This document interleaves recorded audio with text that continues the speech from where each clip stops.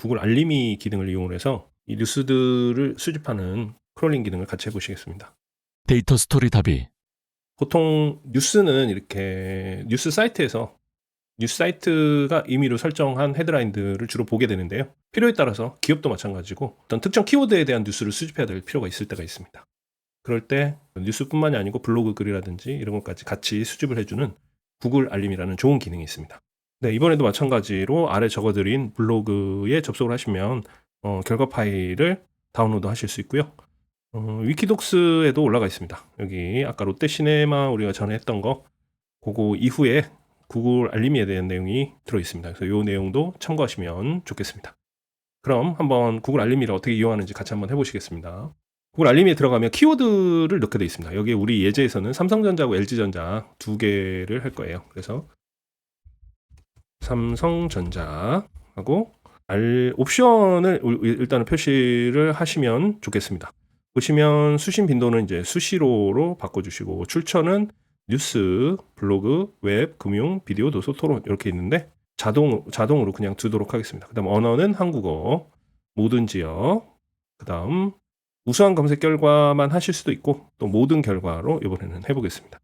수신 위치가 중요한데요. 자, 수신 위치가 답이 이메일로 표시가 되는데 요게 클릭해 보시면 RSS 피드를 선택할 수 있게 돼 있어요.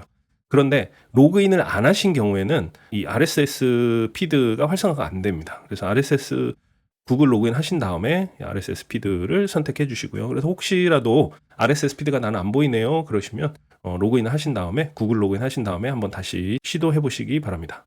자, 그러면 이제 선택이 완료됐으니까 알림 만들기를 클릭했습니다. 그랬더니 삼성전자가 있고 전파 모양인가요? 물결 모양이 하나 있고 수정할 수 있는 게 있고 지울 수 있는 게 있네요. 이 물결 모양을 한번 눌러보시면 이렇게 생긴 좀 처음 보는 희한한 문서가 나오게 되는데요.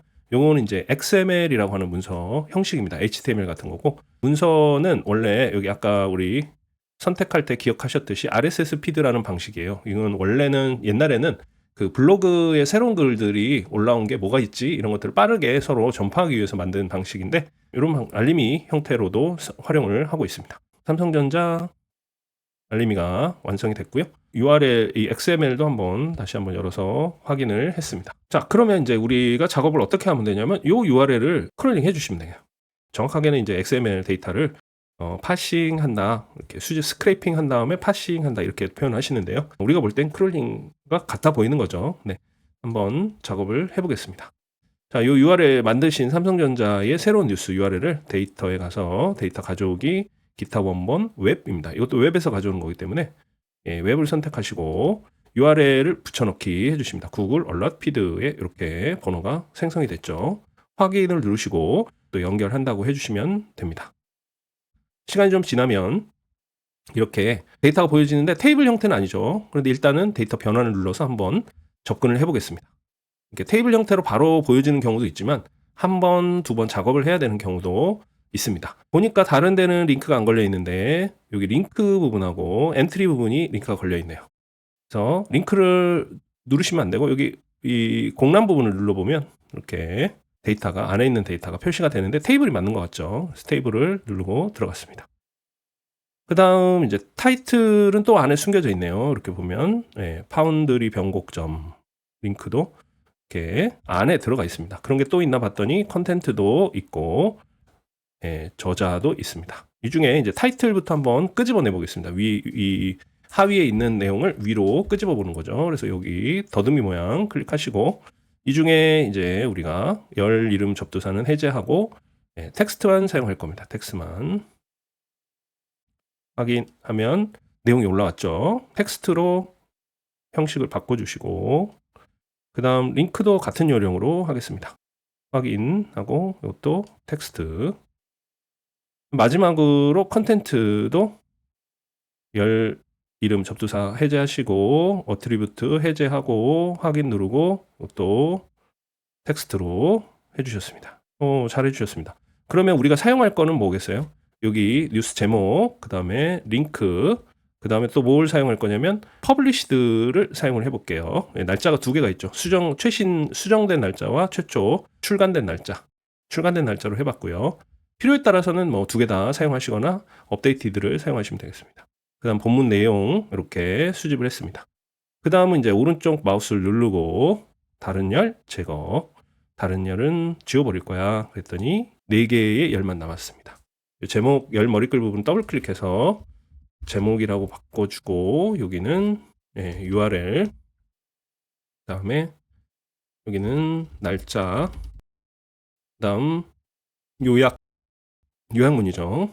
잠시만요. 제목 URL 일시 요약이라고 제가 교재에 돼 있네요. 날짜를 일시라고 해보겠습니다. 일시.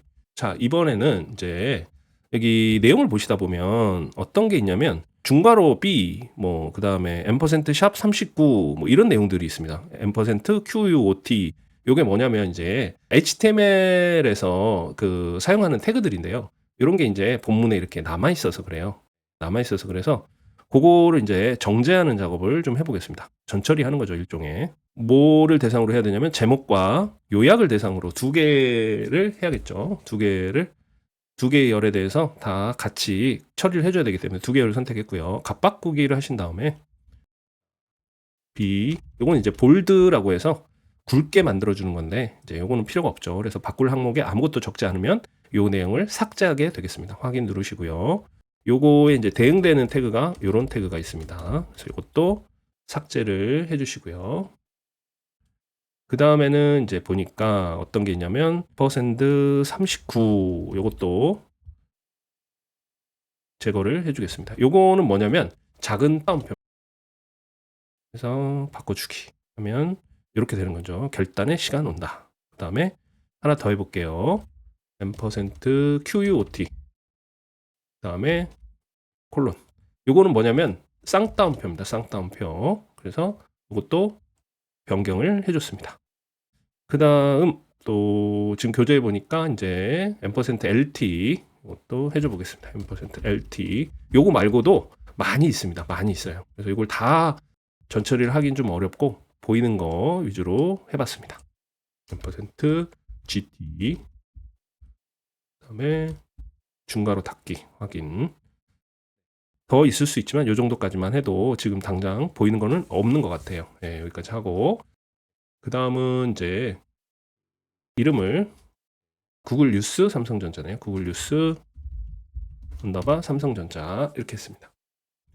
자, 그러면 이제 닫기 및 로드에서 한번 확인해 보실까요? 닫기 및 로드.